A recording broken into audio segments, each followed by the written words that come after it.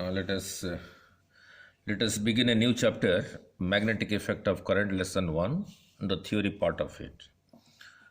Before I proceed, let me tell you a few properties of a bar magnet. In fact, any magnet. Look, you must have observed in your schools, in your day-to-day life. This is a bar magnet, this is a bar magnet, North Pole, South Pole. The North Pole is written in red and the South Pole in black.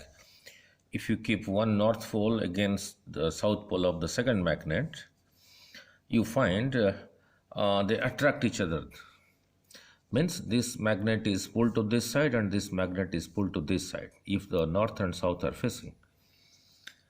Similarly, if the south and south of one magnet, south of one magnet are facing each other, they repel each other, they repel, right? Similarly, if the two north poles face each other, they also repel each other. Means there is a force here, there is a force here, there is a force here. The question is, when there is a magnet, all around it, there is a certain space within which if you keep another magnet, the second magnet is influenced by the first magnet, and the first magnet is also influenced by the second magnet. Means both have their own magnetic field and they interact with each other and a force is produced. Now, Hans Christian Ørsted is a Danish physicist. What he observed in a conductor, look, this is a conductor. If current is flowing in it, this is the positive side, this is the negative side, means this is connected to a battery. This means this is connected to a cell, positive, negative. And you find it is observed there are magnetic fields around it. These are the magnetic field lines. That is observation. A current carrying wire behaves as a magnet. Now what he did is, now look, here is a simple wire carrying current I. Below it is kept a magnetic needle north-south. Magnetic needle is what you find in a compass. So NS is a magnetic needle, the north pole, the south pole, that you find in a compass. Now, the moment the current starts flowing and this needle is kept below the wire, the current is flowing like this. The current is flowing like this, and the current is flowing like this. Suppose this is the needle, this is the north pole. This is the magnetic needle, this is the north pole, this is the conductor carrying current, and current is moving like this. The moment the current is passing through the conductor, this needle gets deflected towards the left, towards its side. So that was the observation. So it is capable of rotating in a horizontal plane. This magnetic needle in a compass box is kept like this and is capable of rotating in a horizontal plane like this. And above it, there is a wire carrying current.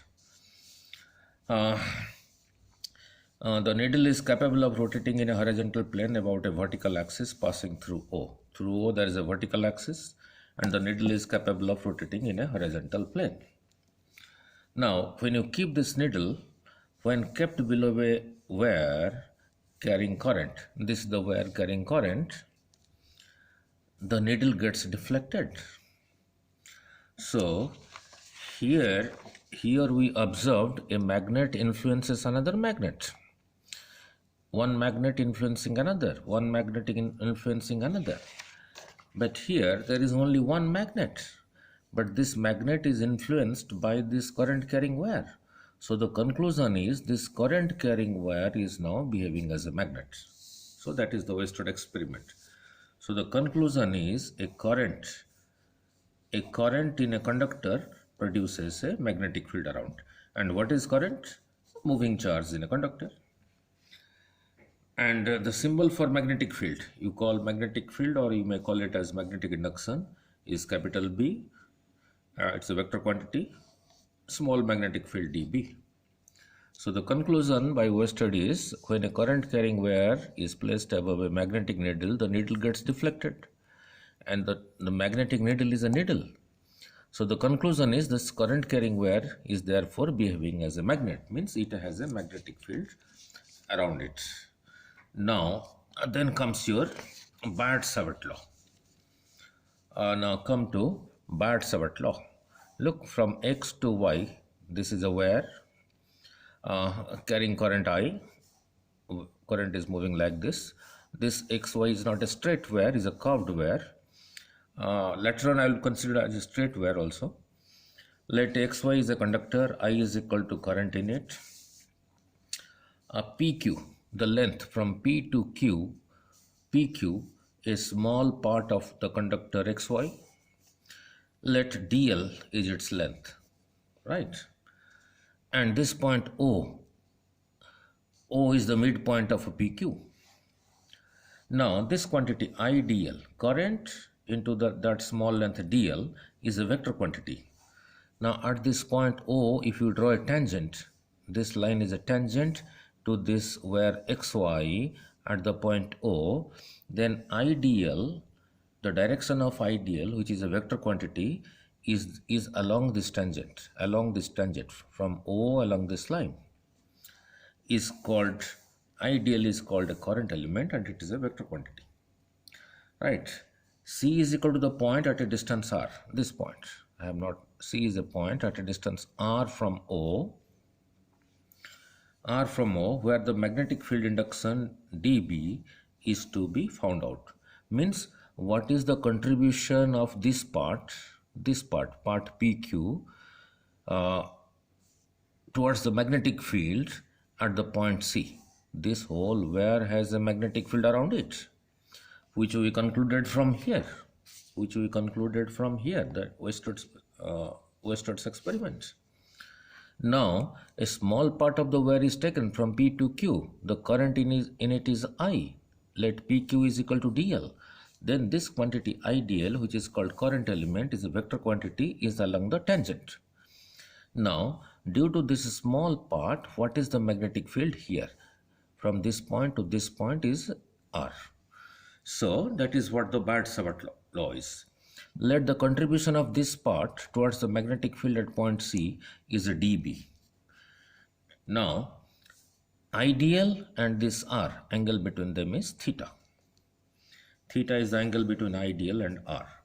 According to this Biot-Savart law, the small magnetic field here dB, the small magnetic field here dB, due to this small element IDL, is proportional to current I, and that dB is also proportional to the small length DL, and dB is proportional to sine theta, where theta is the angle between IDL and R. This is what your Biot-Savart law, experimental observation. And dB is proportional to 1 by R square. Means if R increases, dB decreases. If value of sine theta increases, dB increases. If DL increases, dB increases. If I increases, dB also increases. dB, the small magnetic field called magnetic induction. So by combining this as well as this, the conclusion is dB is proportional to IDL sine theta over R square. R square is in the denominator, and the rest IDL sine theta there in the numerator. So the small magnetic induction dB, due to this small element PQ of the wire XY carrying current I, the contribution of this PQ towards the magnetic field at point C is IDL sine theta over R square, proportional to that. Now let us remove the proportionality with a constant. Therefore dV is equal to some constant k, IDL sine theta over R square. And this value of constant, proportionality constant, all constants are found out experimentally, is mu naught over 4 pi. 4 you know, pi is pi, mu naught is a constant in SI system, and the value of this constant is 1 in CGS system, where mu naught is called magnetic permeability of free space. Like in electrostatics, epsilon naught was electric permeability of a free space. This is magnetic permeability of a free space. and its value is 4 pi to 10 to the power minus 7 Weber. I'll tell you what is Weber is. Weber ampere inverse meter inverse, or that is equal to 4 pi 10 to the power minus 7 T. T means Tesla. WB means Weber, T means Tesla. I will explain you. Tesla is nothing but the unit of magnetic field, ampere inverse meter. 1 Tesla is equal to 1 Weber per meter square. WB stands for Weber, T stands for Tesla. Now in SI system, dB is mu naught by 4 pi ideal sine theta over r square, because this is the value of k. In CGS system, the value of this k is equal to 1. This k is equal to 1. So 1 into this thing is this. Now, how can you write? This can be written like this in vector form. In vector form, dV is equal to mu naught by 4 pi ideal cross r over r cube. Because if you look at it, A cross P, this will be ideal r sine theta over r cube. 1 r cancels. So we are left with ideal sine theta over r square. That is same thing as this. Then why do I write like this?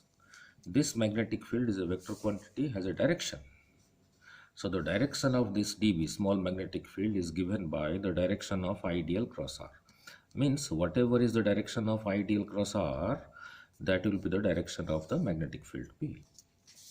Now, what is this Tesla and what is this Weber?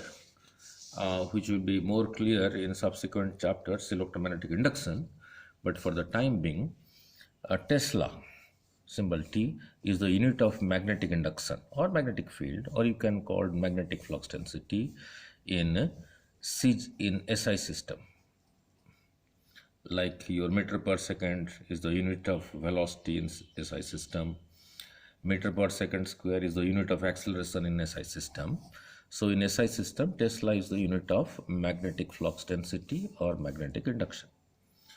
This is one unit. Another unit is Gauss. GAUSS, symbol is capital G. This is the CGS unit. The CGS unit of magnetic induction or magnetic flux density. And the relationship between them is 1 Gauss is 10 to the power minus 4 Tesla. This will derive in electromagnetic induction. And what is Weber?